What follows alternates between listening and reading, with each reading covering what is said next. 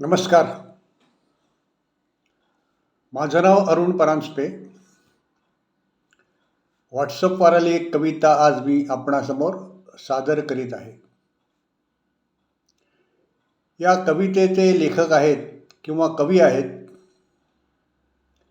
प्राध्यापक विंदा करंदीकर. यांच्या अनेक कविता या आपल्याला जीवनाचा अर्थ समजावून सांगत असतात. त्यापैकीच ही एक कविता आहे.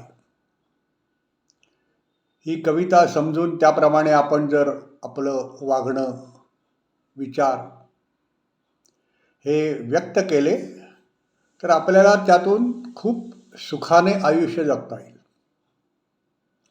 या कवितेत कवी अनेक गोष्टी सांगण्याचा प्रयत्न करतो. उदाहरणार्थ, कोणाचा द्वेष करून आपली प्रगती होत नाही. त्याचप्रमाणे आपले पूर्वज केवढे मोठे होते, आपले पूर्वज किती श्रीमंत होते, याच्यापेक्षा आज आपली स्थिती काय आहे याचा आपण विचार करणं आवश्यक असतं. त्याचप्रमाणे अनेक लोक आपल्याला सल्ले देत असतात, पण यातून योग्य मार्ग काढून आपण वाटचाल करायला पाहिजे, हेही कवी यात कवितेत सांगण्याचा प्रयत्न करतो. त्याचप्रमाणे आपले रामदास स्वामी जे म्हणतात की चिंता ही सर्वांनाच असते, त्याचप्रमाणे या चिंतेचं निवारण कसं करायचं याचाही उपदेश कवी या कवितेतून करण्याचा प्रयत्न करीत आहे. तर ही सर्व दृष्टीने योग्य अशी कविता मी आज आपणासमोर सादर करण्याचा प्रयत्न करीत आहे.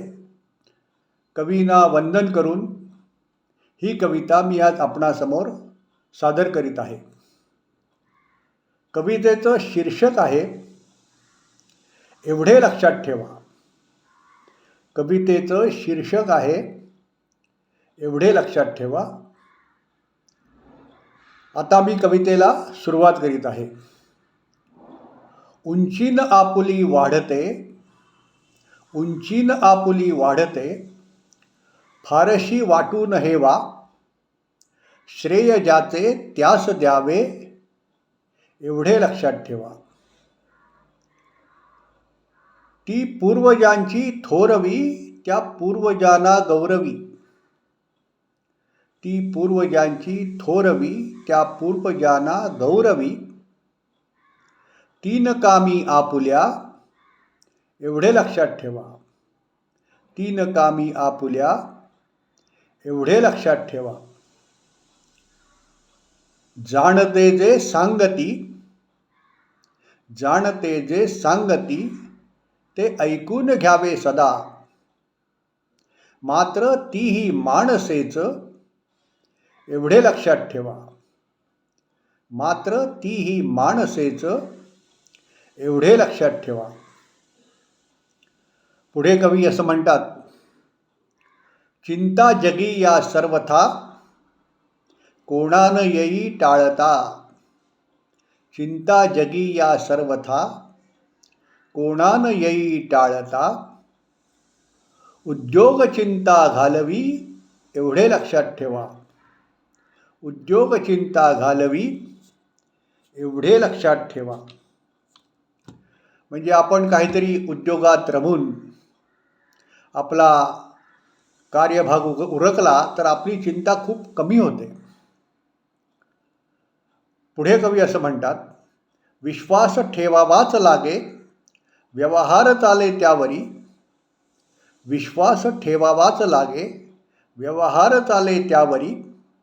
मात्र सीमा तयाला पाहिजे, एवढे लक्षात ठेवा. आता किती विश्वास ठेवायचा हे प्रत्येकाने ठरवायला पाहिजे. दुप्पटीने देत असे जो ज्ञान आपण घेतलेले. दुप्पटीने देत असे जो ज्ञान आपण घेतलेले. तो गुरुचे पांग फेडी, एवढे लक्षात ठेवा. तो गुरुचे पांग फेडी, एवढे लक्षात ठेवा. शेवटी अत्यंत महत्त्वाची गोष्ट कवीने सांगण्याचा प्रयत्न केलेला आहे. माणसाला शोभणारे युद्ध एकची आहे. माणसाला शोभणारे युद्ध एकची आहे. त्याने स्वतःला जिंकणे एवढे लक्षात ठेवा. त्याने स्वतःला जिंकणे एवढे लक्षात ठेवा. ही कविता इथेच संपते. ही कविता जर आपणाला आवडली तर आपण आपल्या मित्रपरिवाराला, आपल्या ग्रुपमध्ये, आपल्या सवंगडींना पाठवा. एवढे लक्षात ठेवा. धन्यवाद.